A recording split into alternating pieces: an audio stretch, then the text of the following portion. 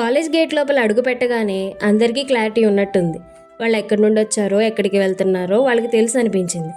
నేను మాత్రం బ్యాగ్ గట్టిగా పట్టుకొని చుట్టూ చూస్తూ ఇక్కడ అసలు నేను సెట్ అవుతానా, నాకు ఇక్కడ ఎటు వెళ్ళాలో తెలియదే, లేకపోతే గూగుల్ మ్యాప్స్ ఓపెన్ చేయాలా అని అలా ఆలోచిస్తున్నా.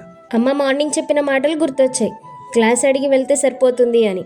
అమ్మకే ఈజీగా చెప్పేస్తారు, కానీ ఇక్కడ అడగడమే హార్డెస్ట్ టాస్క్. ఒక అమ్మాయి కాన్ఫిడెంట్గా నడుస్తుంది, నేను కూడా ఫుల్ కాన్ఫిడెన్స్తో ఫాలో అయ్యా. 2 minutes తర్వాత బోర్డు చూస్తే మెకానికల్ ల్యాబ్. ఇది నా బ్రాంచ్ కాదే అనుకుని పర్లేదు ఓరియంటేషన్ టూర్ అయినట్లుంటుందిలే అని నవ్వుకున్నా. ఎవరిని అడగాలో తెలీదు, అడిగితే ఏమైనా అనుకుంటారేమో అని భయం. ఆ భయంతోనే స్మైల్ ఫేస్ పెట్టుకుని వెనక్కి తిరిగా.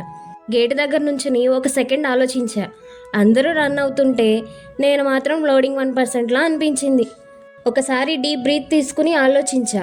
అప్పుడు అర్థమైంది, కాలేజ్ అంటే ఫాస్ట్గా నడవడం కాదు, కన్ఫ్యూజన్ వచ్చినా నవ్వుకుంటూ ముందుకు వెళ్ళడం. గేట్ లోపల ఫస్ట్ స్టెప్ పెట్టిన రోజే నా కాలేజ్ జర్నీ స్టార్ట్ అయిపోయింది. మీకు కూడా ఇంతేనా? మీరు కూడా ఇలానే కన్ఫ్యూజన్తో స్టార్ట్ అయ్యారా మీ కాలేజ్కి? కామెంట్ చేయండి.